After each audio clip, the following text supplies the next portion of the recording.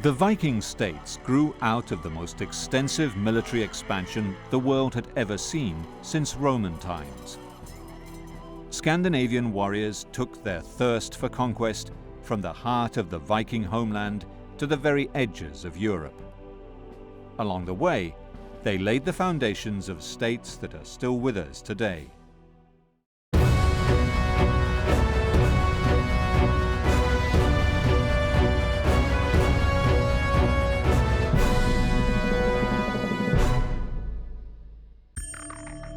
Archaeologists from Moscow, Russia, are washing out the remains of Viking Age tombs near Novgorod on the Great Volkhov River.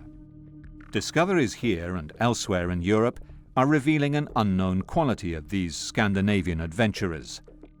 The merciless pagans built enduring kingdoms and empires all over Europe.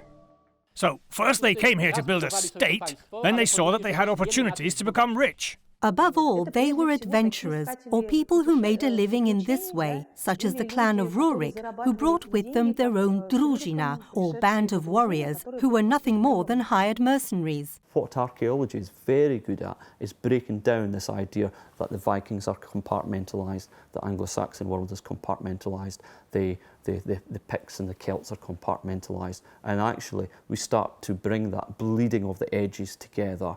The 8th of June, 793 AD, marks the opening of the Viking Age. A handful of pirates attacked the holy island of Lindisfarne and left within a few hours. 70 years later, 4 Viking warriors landed with an army.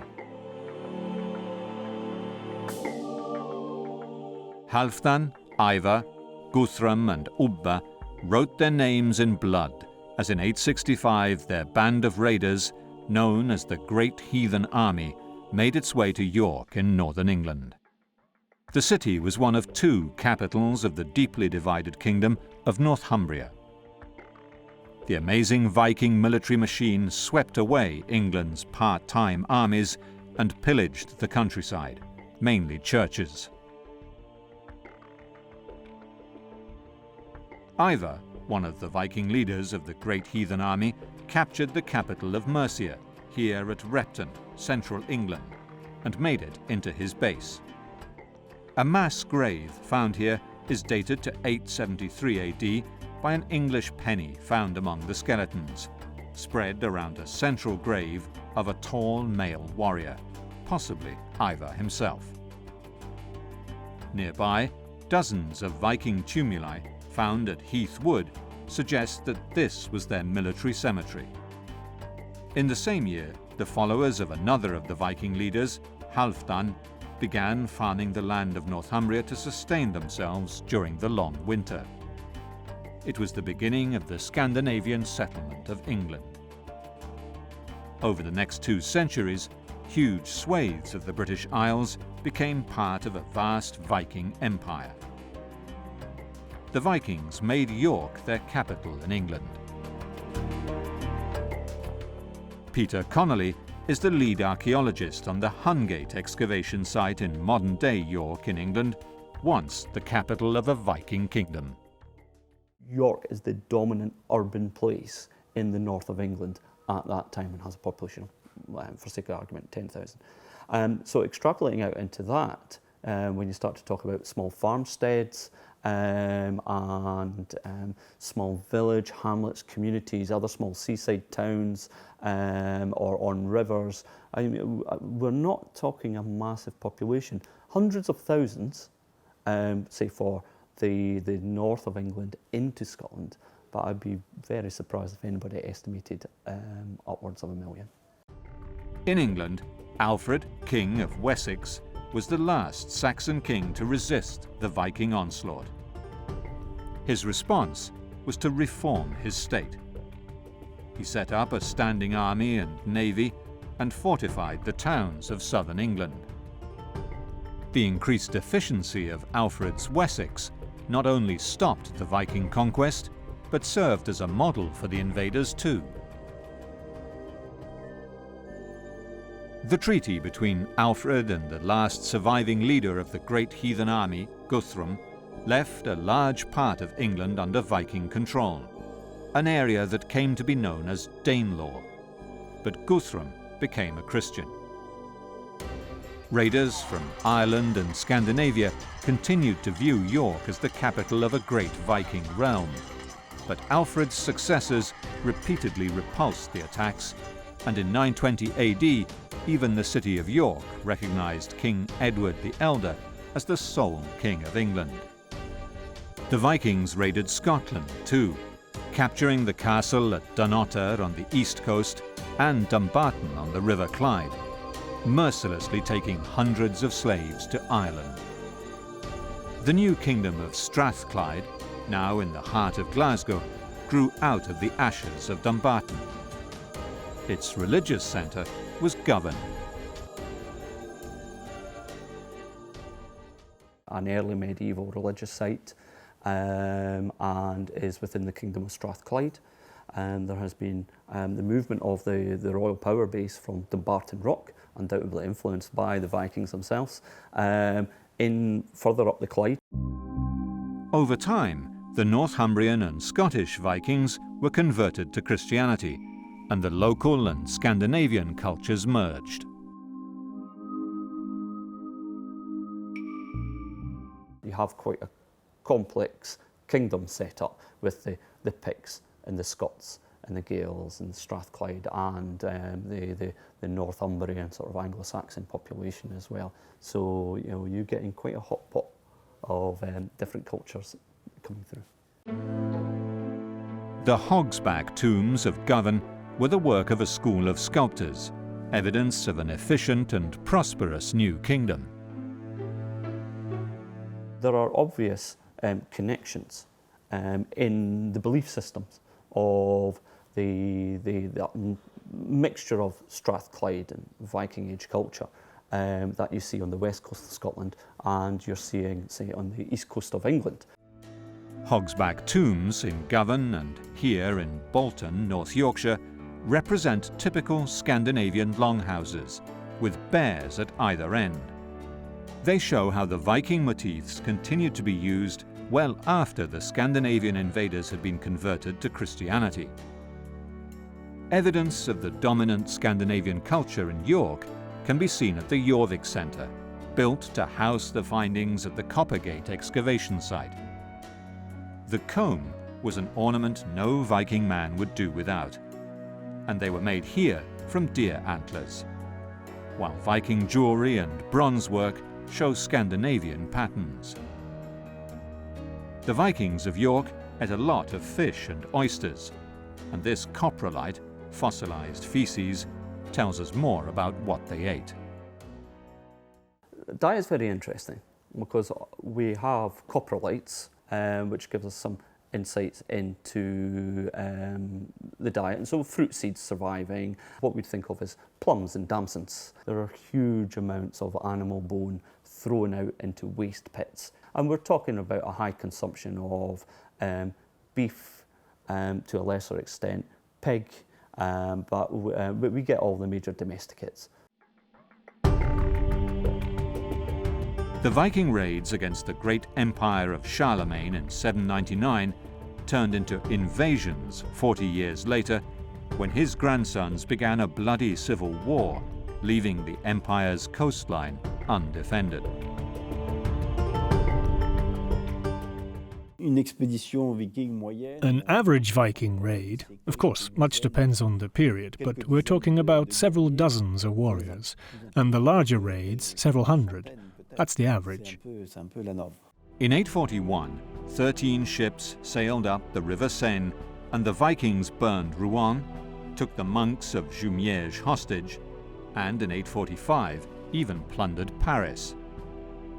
In 885, thousands of Vikings besieged Paris again, and although the raiding forces were still unable to take on the might of the empire's armies, they used every opportunity to strike where the defenders were weakest.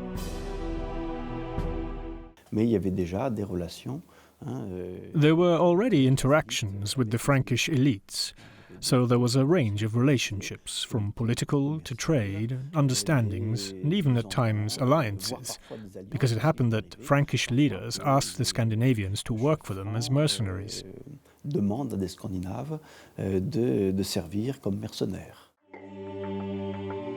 In 911, the King of France, Charles the Simple, handed over to the Vikings the western seaboard of what is modern-day France, in exchange for their protection against further raids. Their leader, Rollo, became a Christian and gained the administrative tools to build a great kingdom. One of the conditions was loyalty to the king and conversion, the baptism of the Scandinavian chiefs in Rollo's court. So that seems indispensable if they wanted to settle. Towns like Dieppe, whose name derives from deep in Danish, thrived with new trade routes to the north. The Vikings adopted the local language and merged with the local population, forging a new and powerful state. Even if peace had come to England and France, the politics of the rising kingdoms of Norway and Denmark continued to be played out on the English stage, and the Viking era was far from over. The rise of two aggressive and mutually hostile royal dynasties in Norway and Denmark heavily influenced events in modern-day France and England. In the 870s, King Harald Fairhair used his control of the strategic straits on Norway's western shoreline on Karmøy Island to build a new state, provoking an exodus of warriors forced into a life of a Viking, a word that came to mean adventurer. Marit Vea is the lead archaeologist at the Orvaldsnes excavation on Karmøy Island. The last battle was in Havsfjord, around year 870. And when Harald Fairhair won this battle, he made Orvaldsnes into his most important royal estate, because this was where he could control the shipping traffic on the Norwegian coast the best. Events in Norway impacted politics in England too. In 920, Harald Fairhair died, and his son, Eric Bloodaxe, took his place. But he was defeated and exiled by his English-educated brother, Hakon the Good. The fragile peace that had settled on England, Norway and Denmark was about to be shattered. In 847, the restless nobles of Northumbria in England invited the pagan exile Eric to rule over them. They elected him king here at Ripon Cathedral and began minting coins in his name. The Saxon reaction was devastating. King Edred had Ripon Cathedral burned to the ground, and the terrified Northumbrians withdrew their support of Eric, who was killed in battle after a second attempt to win the throne of York. As we shall see, his Danish wife and a brood of dispossessed children thirsted for vengeance. During these upheavals, York continued to thrive, and Saxons and Scandinavians mostly lived in peace. The city of York grew, and the Scandinavian and Saxon populations merged in the most surprising way. Even building materials showed curious interaction between communities. The very first building that we excavated in Hungate, the preservation was very good. We think of these buildings as a big rectangular hole dug into the ground. To stop those earthen sides collapsing, you need to line them with wood and posts. And as our wood technology experts started to remove the boards or clean them up and look at them, he realised that they were all parts of the hull of a ship. These weren't boards from a Viking ship, they were actually from an Anglo-Saxon boat. The building techniques show how society changed over the decades after the fall of Eric Bloodaxe, and a more peaceful period began. When we start to see, say, the sunken feature buildings develop in the latter half of the 10th century, they fit with a sequence of archaeology that we see in places like Oxford and London and Chester, and we're probably seeing a post-Bloodaxe confirmation of a stronger Anglo-Saxon culture starting to move up through the country itself. The Danes in England continued to maintain a separate ethnic identity well into the 11th century. As we shall see, one especially violent incident in an already violent age precipitated a full-scale invasion by the Viking king of Denmark. In an early example of ethnic cleansing, King Ethelred ordered the murder of all Danes in England on St. Brice's Day 1002. Possible evidence of this was found in St. John's College, Oxford, when a car park was being built behind new student accommodation. Mark Pollard is the forensic archaeologist appointed to examine the skeletons. The ditch was outside the city walls, so one assumes that the people were marched out, if they were in the city, were taken out and executed, and then just pushed in the ditch. The most advanced scientific techniques were used to identify who they were and why they died. We first radiocarbon dated a selection of them. We then began to look at the carbon and nitrogen isotopes in the bone collagen, which is an indicator of diet. And we also looked at the strontium and oxygen isotopes in the dental enamel from the teeth, because that gives you some indication of where those individuals grew up. Dating the bodies was complicated by the probability that the victims had a high marine protein diet. If people have a large proportion of marine protein in the diet, then this can actually show up in the radiocarbon date as making it earlier than we would expect. So when we dated the St. John's College skeletons, we found that the radiocarbon ages were up to 100 years earlier than 1002 AD. However, strontium and oxygen isotope analysis of their tooth enamel gave some indication as to where they grew up. It's difficult to say where they did come from, but I think it's reasonably confidently we can say that they weren't brought up in the south of England. Were these Viking raiders or innocent Danish traders caught in the city on the day of collective Saxon paranoia? Could the skeletons found in St. John's College have been victims of the St. Brice's Day massacre? And how did their fate tie into the spread of a wider Scandinavian empire?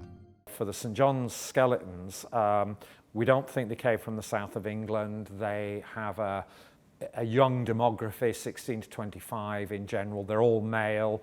Some of them are carrying healed battle wounds.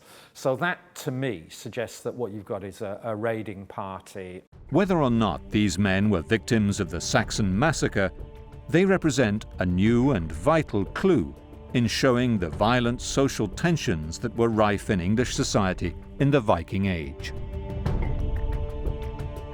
The St. Brice's Day massacre sent shockwaves through Scandinavia. The new king of Denmark, Sven Forkbeard, attacked England with a mighty army. This was not a band of raiders. Sven's army was a formidable military machine. Shield wall clashed with shield wall in a war of conquest that left Sven king of England in 1014. His dominions stretched from Poland to England and Norway, and his son Cnut inherited the first Viking empire. Sven Forkbeard's wife came from Poland, whose waterways were a vital part of the Viking trade network stretching to the Black Sea. Professor Czesław Skrok believes all the evidence points to direct Viking control. It was very quick because it was a small group, about 500 people. They drove in here like a corporation, like the mafia, and they built their own place. Clues pointing to the origins of the Polish nation were found close to the river Vistula, one of the Viking thoroughfares from the Baltic to the Black Sea.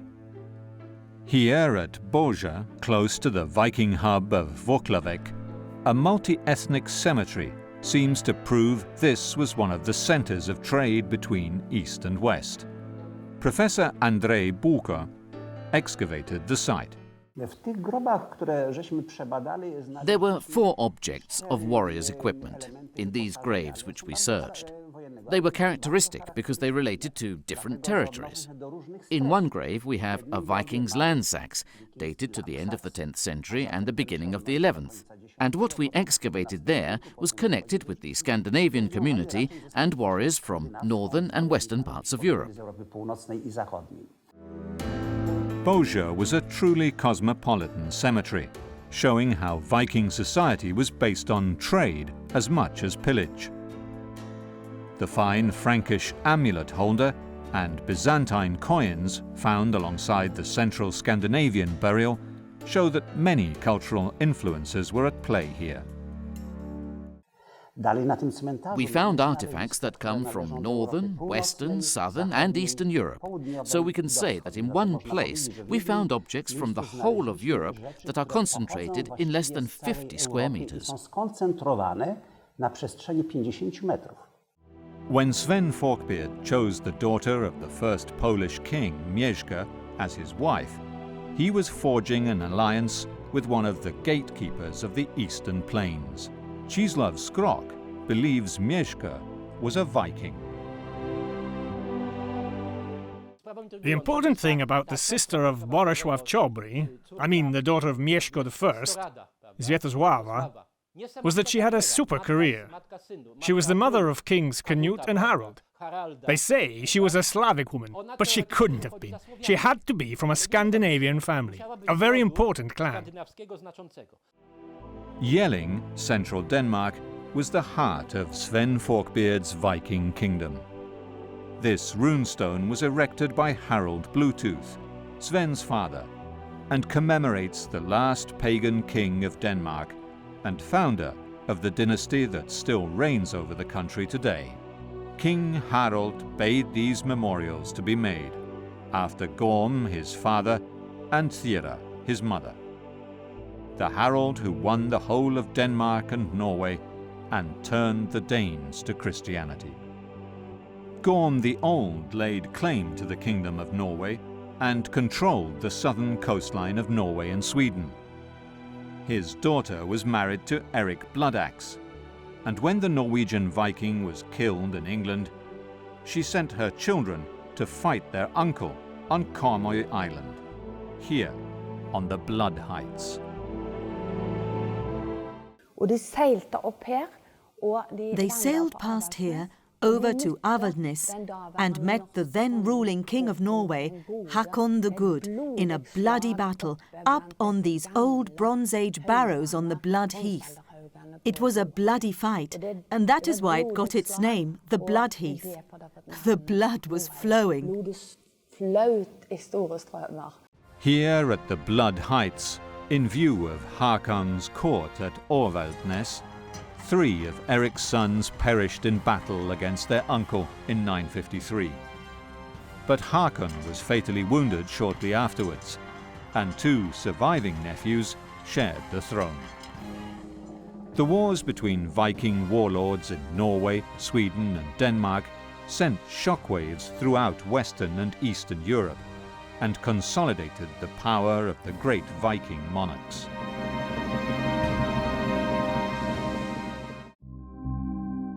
Modern archaeology throughout Europe is building a completely new picture of who the Vikings really were. Work carried out in laboratories as far away from each other as Novgorod, Poznan and Oxford show how a Scandinavian commonwealth stretched across Europe and generated great empires. One of the most lovely little beads that we recovered from Hungate, small glass bead, highly decorated, was made in the Eastern Mediterranean, probably made in Egypt. Turns up in I think first half of the 10th century context. It's come from the Eastern Mediterranean all the way, traded through a network, probably a very advanced network as well, to end up in Viking Age Jorvik. A snapshot of the Scandinavian empires of the mid-11th century shows the stunning success of Viking nation building. The Viking military machine was effective in conquest, but costly to build. Only the richest leaders could afford ships and soldiers to take abroad on raiding expeditions. The return on investment had to be substantial for the raid or trading expedition to be worthwhile. The most profitable trade route was eastward. The shallow-keeled Viking ships sailed up the wide rivers that sliced through the Russian plains. Here, slaves, furs, and amber were abundant. By 750 AD, the Scandinavians controlled the ancient Finnish and Slavic trading place at Staria Ladoga. And in 841, the same year Danes were attacking Paris, other Vikings established their first kingdom, here near Novgorod.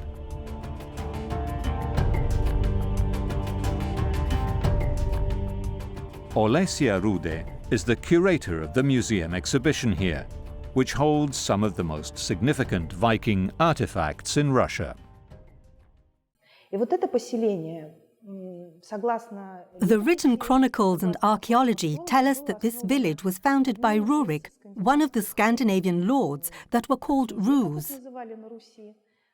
He arrived in this area together with his drusina, a band of Varangians. They had been invited by the elders of the Slavic clans who lived around Novgorod in order to create a power center, let's say to create a stronger administrative center.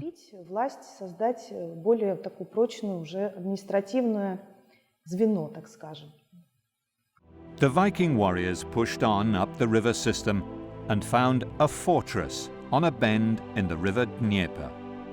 It became a new capital city, Kiev. Only a few years later, they were attacking Constantinople itself. Here, the Vikings were known as Varangians, or Rus.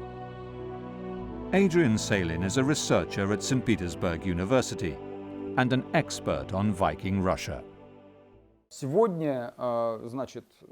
I think that today the majority of researchers believe that the word Rus derives from the word Rwotsi, rowers. Undoubtedly, when we refer back to ancient Russian traditions, the common name Rus, with the small r, referred not to a people, but to a social group. The first chronicle of Viking Russia was written here, in Kiev, in the Monastery of the Caves, by a Christian monk by the name of Nestor. His mummified body still lies exposed for all to see. His chronicle recounts the rise of the House of Rurik, and modern archaeology confirms that the first Russian state was Varangian, or Viking. The excavations here in Rurikovo Городище have produced hundreds of Scandinavian artifacts that confirm the story told by Nestor in his first chronicle of Russian history. The blue bead of a Viking woman's necklace is a common find here, showing that for centuries this remained a Scandinavian outpost. One particularly important artifact is this sword, one of the few branded swords made in Europe. It was an extremely valuable object.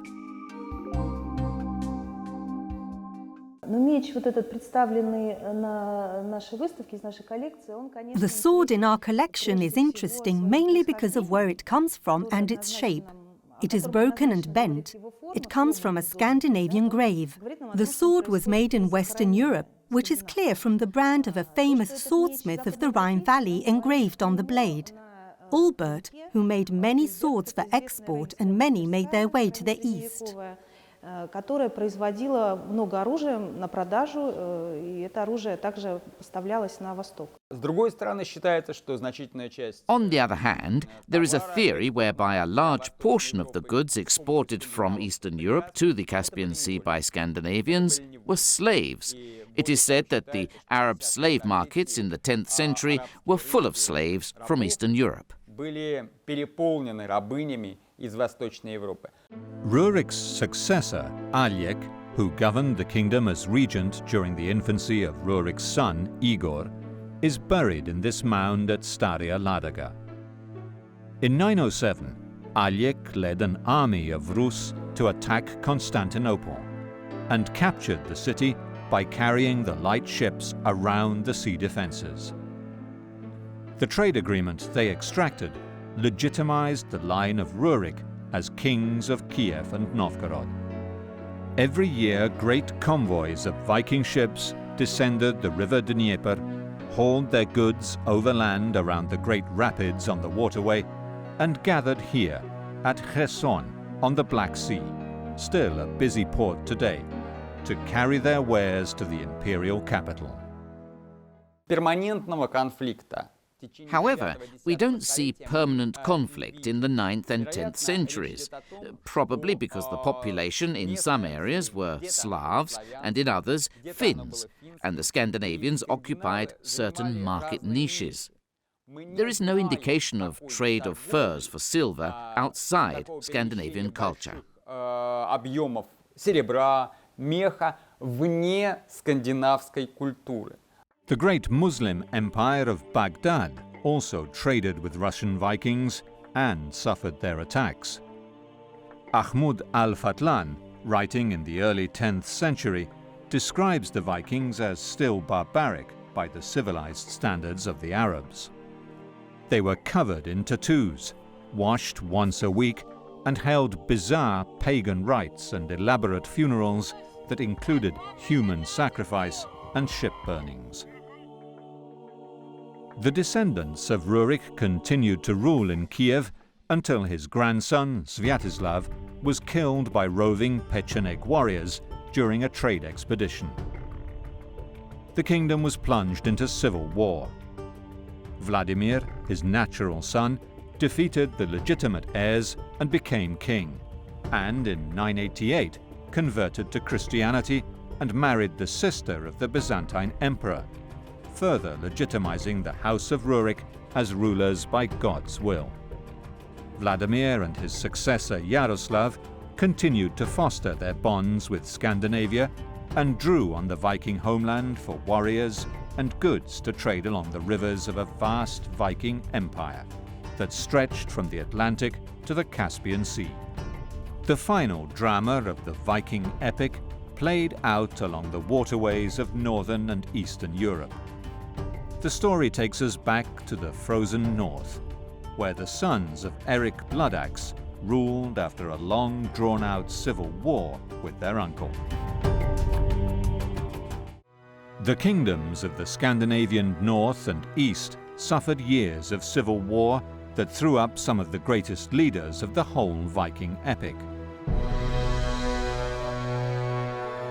Legend has it that Astrid, daughter-in-law of Harald Fairhair, fled from the wrath of the sons of Eric Bloodaxe with her 3-year-old son, Olaf Tryggvason, to join her brother in Kiev, but fell prey to pirates, and little Olaf was made a slave. 6 years later, he was freed by his uncle, who raised him in Novgorod. He served King Vladimir as a soldier, but gained most of his prestige and wealth as a mercenary, fighting for the Holy Roman Empire against the Danish king Harald Bluetooth and his puppet king of Norway. The mercenary Olaf also married a Polish princess who died young, and after years of raiding Scotland and Ireland and a second marriage to an Irish queen, Olaf was converted to Christianity. He returned to Norway and won back his rightful place on the throne as a direct descendant of Harald Fairhair.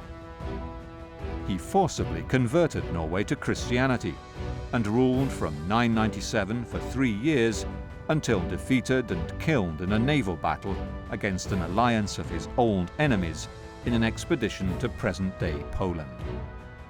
His life is marked by legendary events. Olaf Tryggvason had to battle with heathen powers here at Avaldsnes several times. He was here with his men. I think there were 300 of them. And then a ship came into Avaldsnes with seers and other sorcerers. And they came to curse the king. They threw out a magical black mist.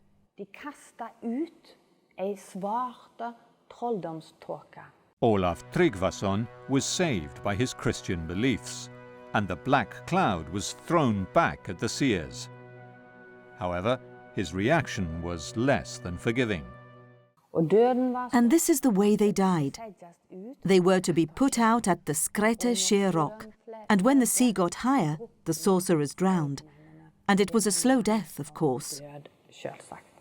The sworn enemy of Olaf was the aggressive Harald Bluetooth, forced to convert to Christianity on his defeat by the German emperors. In the early Viking Age, kings in Denmark wielded far less power than in the Christian empires and kingdoms, where the church provided key administrative services. Tom Christensen has excavated the ancient Danish chieftain's camp at Lejre for the past 20 years. It is not that the Danes turned their backs on Europe, but they were a Germanic tribal society, which had its traditions and were tied to them. I think that the power was divided between clan chiefs. There might have been a sort of king, but not an autocratic king, as power was mainly based on alliances between the various clans.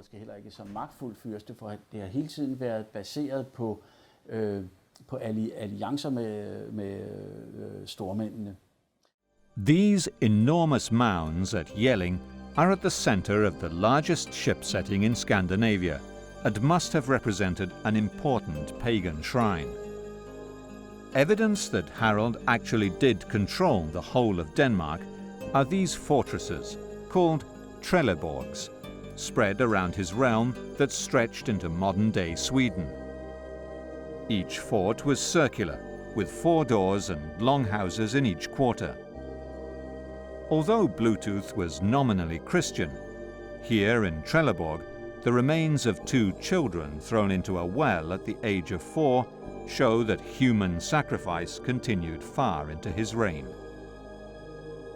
Harald Bluetooth claimed the thrones of Norway and even Sweden, and drew on the services of the finest pagan mercenary force of the time, the Jomsvikings, one of whom is commemorated on this runestone on the Swedish island of Öland. Based in present-day Volyn, they remained Bluetooth's allies till the end, well after he was deposed by his own son, Sven Forkbeard, in 998. He is buried in Roskilde, the first Christian parish in Denmark. The first Danish bishop was an Englishman, but the Germans wanted Denmark as a church province.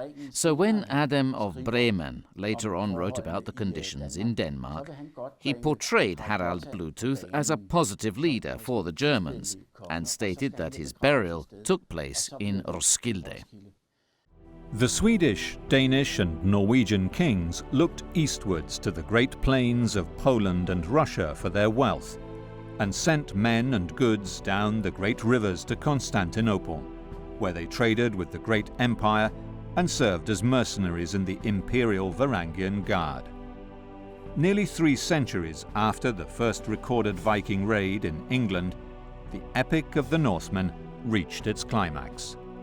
This runestone in the churchyard of Tumbo, Sweden, commemorates a Viking warrior who died in the service of the Greek emperor. Another, near Uppsala, commemorates a great captain. Across Scandinavia, memorial stones like this bear testament to Viking soldiers who fought in the Mediterranean. The elite Varangian Guard fought along the empire's frontiers, and in Italy clashed with descendants of other Northmen who had built a home in France. The Palace of the Normans in Palermo is a monument to the audacious Norman mercenaries who became kings of southern Italy. 2 brothers from Normandy, descendants of the Viking invaders, came with their men to fight the Greeks in 1014 and stayed. They emerged the final victors after a series of long drawn-out wars in southern Italy in the early 11th century.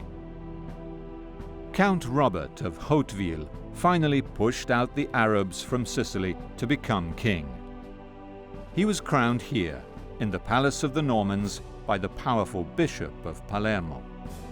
The Norman rule over Sicily was famous for its tolerance and openness to trade with the Arab world. Even farther east, in the bustling metropolis of Constantinople, a Norwegian mercenary commanded the imperial guard, known as the Varangian Guard. Harald Hardrada was an heir to the Norwegian throne, but working for hire in Constantinople.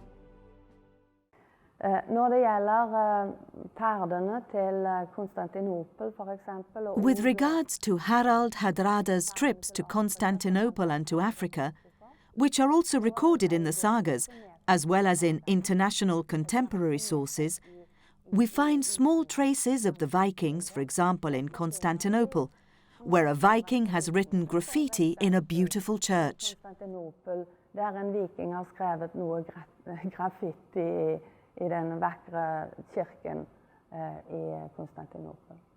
In 1046, Harald Hardrada turned his sights back to the homeland of Norway, where his nephew, Magnus the Good, had been elected king. Following the Viking river passages through Russia and up across the Baltic, Hardrada made his way back to Scandinavia, where he attacked Denmark and cut a deal with Magnus to rule jointly. When Magnus died, Hardrada became the sole king. Harald's reign in Norway and Denmark was one of peace and prosperity, with the emergence of churches, towns, and thriving trade and minted money. Hardrada's ambition was to recreate Cnut's North Atlantic Empire. He claimed the Danish throne and then was invited by the exiled half-brother of the English king to take the English throne as well. In 1066, Harald set sail from Norway. Other powerful kings had their eyes on the English throne. In Normandy, Duke William had been promised the throne, and now was preparing to take it by force. In William's view, King Harold Godwinson of England was a usurper. The Bayeux Tapestry supports William's claim to the English throne and describes how he went about winning it for himself. The Duke of Normandy could count on important allies in his bid. On the 12th of August 1066, William's fleet sailed up the coast of France and stopped in the ports of Normandy as it collected soldiers from the Viking settlements. The Norman armada landed at Pevensey on the 28th of September and made its way to Hastings. As William and Harald Hardrada bore down toward England, the English king Harold Godwinson rushed north with his army. Harald Hardrada defeated the English at Fulford on the outskirts of York, but when the might of the English army met the Viking hordes at Stamford Bridge, Hardrada was killed in battle. The exhausted English army marched south again to face William of Normandy at Hastings, just 19 days later. The Norman cavalry fled in front of the Saxon shield wall, and William was given up for dead. The Saxons broke ranks to pursue the Normans, but when William showed his face to his men, the Normans rallied and Harold was killed.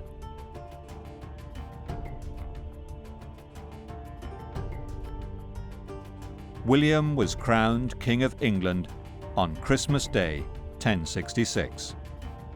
William, a descendant of the Northmen, was now King of England.